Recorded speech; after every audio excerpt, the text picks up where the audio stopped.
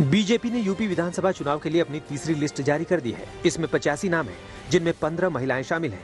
तीसरी सूची में कई बड़े, चौकाने और बागी नाम शामिल हैं। सबसे बड़ा नाम मुलायम के समधी हरिओम यादव है, जिन्हें सिरसागंज से टिकट दिया गया है। दूसरा बड़ा नाम रायबरेली से विधायक अदिति सिंह है, जिन्हें रायबरेली से टिकट मिला है। इसके अलावा बीएसपी सरकार में मंत्री रहे रामवीर उपाध्याय को सादाबाद से टिकट दिया गया है। पार्टी ने मुलायम के गढ़ मैनपुरी से जयवीर सिंह को टिकट दिया है। लखीमपुर से योगेश वर्मा को टिकट दिया है। पीलीभीत से संजय गंगवार और परखेड़ा से स्वामी प्रवक्तानंद को टिकट दिया गया है। कानपुर में सभी मौजूदा विधायकों को टिकट दिया गया है। इसके अलावा असीम अरुण कन्नौज से, बिधुना से रिया शाक्य, सतीश महाना महाराजपुर से मैदान में होंगे। अर्चना पांडे, छिबरा मऊ, हरदोई से नितिन अग्रवाल को टिकट दिया गया है। बीजेपी ने पंजाब चुनाव के लिए 34 कैंडिडेट की पहली लिस्ट जारी कर दी है। इसमें 12 किसान परिवारों से जुड़े नेताओं को टिकट दी गई है। 8 अनुसूचित जाति के नेता भी चुनाव मैदान में उतारे गए हैं। बीजेपी की पहली लिस्ट में 13 सिख चेहरे हैं। इसके अलावा डॉक्टर, वकील और रिटायर्ड आईएएस अफसर भी बीजेपी की टिकट पर चुनावी मैदान में कूदेंगे। पणजी से टिकट न मिलने से नाराज चल रहे गोवा के पूर्व सीएम मनोहर पर्रिकर के बेटे उत्पल ने बीजेपी छोड़ दी है। पणजी सीट से निर्दलीय उम्मीदवार के तौर पर चुनाव लड़ेंगे। उन्होंने कहा कि पणजी की जनता का उन्हें सपोर्ट है और वही उनके भाग्य का फैसला करें। मनोहर पर्रिकर भी इसी सीट से चुनाव लड़ा करते थे। गुरुवार को बीजेपी ने विधानसभा चुनाव के लिए 34 कैंडिडेट्स की लिस्ट जारी की, लेकिन इसमें उत्पल का नाम नहीं था। पार्टी ने यहाँ से बाबूश मोन्सराटे को टिकट दिया है, जो हमेशा मनोहर पर्रिकर के विरोधी रहे थे। प्रियंका गांधी ने उत्तर प्रदेश में कांग्रेस का मैनिफेस्टो जारी किया। मैनिफेस्टो जारी करते वक्त प्रियंका के साथ राहुल गांधी भी मौजूद थे। दोनों ने यूपी चुनाव के लिए भर्ती विधान का अनावरण किया है। मैनिफेस्टो में रोजगार और युवाओं पर जोर दिया गया है। वहीं यूपी में कांग्रेस के चेहरे के सवाल पर प्रियंका ने खुद को कांग्रेस का चेहरा बताया।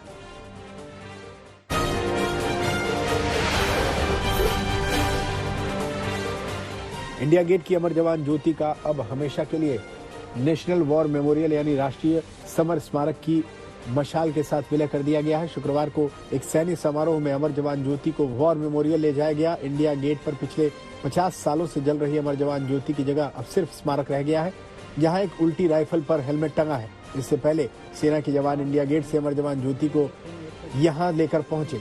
अब दोनों मशालें एक साथ वॉर मेमोरियल में प्रज्वलित रहेंगी। अमर जवान ज्योति विवाद के बीच प्रधानमंत्री नरेंद्र मोदी ने बड़ा ऐलान किया। उन्होंने कहा कि इंडिया गेट पर नेताजी सुभाष चंद्र बोस की भव्य मूर्ति लगाई जाएगी। पीएम मोदी ने यह जानकारी ट्वीट कर दी।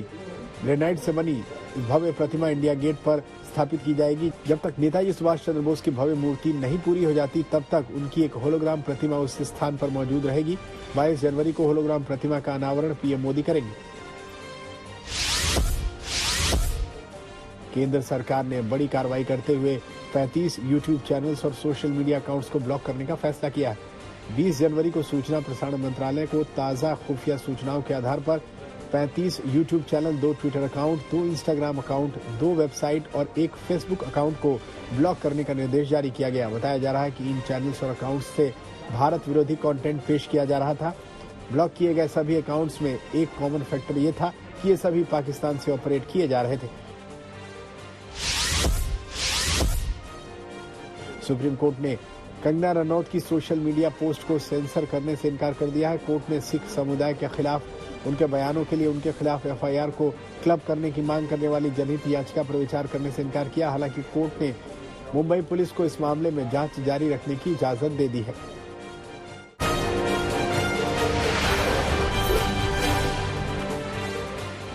दिल्ली में कोरोना के गिरते केस राहत की खबर लेकर आ रहे हैं। दिल्ली में कोरोना के 10,756 नए केस मिले हैं। इस दौरान कोरोना से 38 लोगों की मौत हुई है। कोरोना पॉजिटिविटी रेट में गिरावट हुई है। शुक्रवार को पॉजिटिविटी रेट 18.04% दर्ज किए गए। रिपोर्ट के मुताबिक दिल्ली के अस्पतालों में कुल 2,656 कोरोना मरीज भर्ती हैं।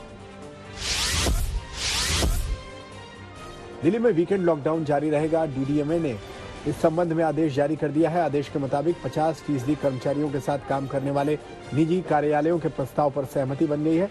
उपराज्यपाल ने वीकेंड कर्फ्यू हटाने में अरविंद केजरीवाल के प्रस्ताव को ठुकरा दिया। उन्होंने कहा कि दफ्तरों को 50% क्षमता के साथ खोला जा सकता है, लेकिन बाकी सारे लॉकडाउन में रहे तो अच्छा रहेगा। राज्य में कोरोना की स्थिति बेहतर होने पर आगे फैसला लिया जाएगा।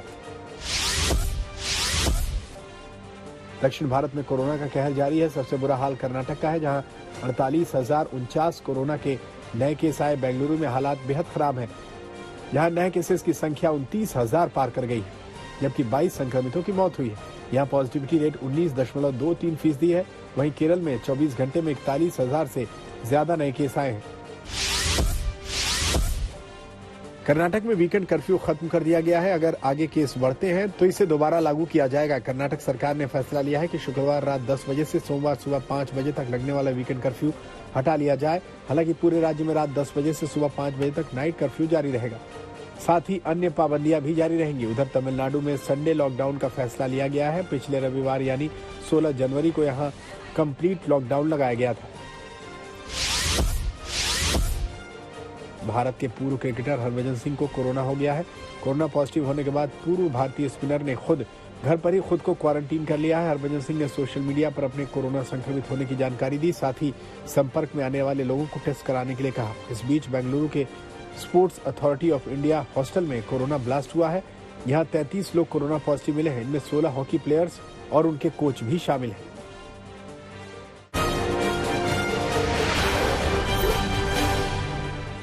यूक्रेन मुद्दे पर अमेरिकी विदेश मंत्री एंटनी ब्लिंकन और रूसी विदेश मंत्री सर्जेई लावरोव के बीच जिनेवा में हुई मुलाकात।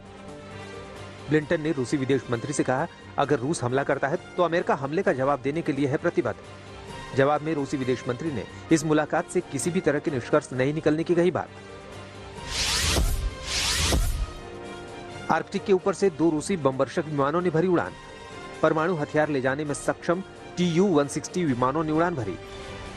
रूस यूक्रेन विवाद के बीच उकसाने वाला माना जा रहा है रूस का यह कदम। सऊदी अरब ने यमन के साद प्रांत पर किया जबरदस्त हवाई हमला। डिटेंशन सेंटर पर किए गए हमले में कई हूती विद्रोहियों के मारे जाने की यह खबर। हाल ही में हूती विद्रोहियों ने सऊदी अरब के तेल ठिकानों पर हमला किया था।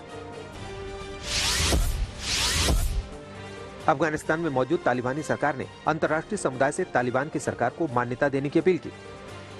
काबुल में हुए आर्थिक सम्मेलन में तालिबानी नेता मुल्ला हसन अखुंद ने की अपील। सम्मेलन में संयुक्त राष्ट्र समेत कई देशों से आए प्रतिनिधियों ने हिस्सा लिया। फ्रांस में कोरोना पाबंदियों के खिलाफ शिक्षकों ने किया प्रदर्शन।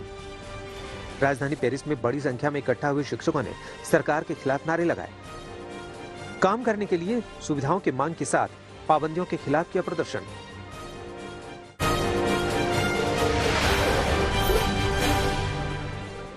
दक्षिण कोरिया की राजधानी सोल में बड़ी संख्या में बौद्ध भिक्षुओं ने किया प्रदर्शन। भेदभाव के मुद्दे पर बौद्ध भिक्षुओं ने सरकार के खिलाफ किया प्रदर्शन। अक्सर बौद्ध भिक्षु यहां की सरकार के खिलाफ धार्मिक पूर्वाग्रह और भेदभाव का लगाते रहे हैं आरोप। बढ़ते कोरोना मामलों के चलते जापान की राजधानी टोक्यो और आसपास के दर्जनों शहरों में लगाई गई कोरोना पाबंदियां। पहले की तुलना में अब रेस्तरां, बार को जल्द बंद करने के लिए दिए गए आदेश। हाल के दिनों में ओमिक्रॉन वेरिएंट की वजह से यहां तेजी से बढ़ रहे हैं कोरोना मामले। कोरोना महामारी के कारण खुले में नहीं होगा बीजिंग विंटर ओलंपिक्स का मशाल रिले समारोह। आयोजन से जुड़े लोग ने कहा, बंद स्टेडियम में होगा मशाल रिले समारोह। हाल के दिनों में तेजी से चीन में बढ़ रहे हैं कोरोना के मामले। चुनिंदा लोगों को ही मशाल रिले में हिस्सा लेने की है अनुमति। कोरोना के बढ़ते मामलों के बीच ब्राजील के शहर रियो दो जेनेरो में समुद्री तट के पास जमा हुए हजारों लोग। बगैर मास्क के मौसम का मजा लेते दिखे लोग। हाल के दिनों में यहाँ तेजी से बढ़ रहे हैं कोरोना के मामले। चेक रिपब्लिक के ज़ेब्रेक शहर के पास हाईवे पर टकराई एक साथ 40 कारें और ट्रक। बर्फीले तूफान की वजह से हुआ सड़क पर हादसा। हादसे के बाद हाईवे को किया गया बंद। हादसे में 6 लोग हुए घायल। किसी के मारे जाने की नहीं है खबर।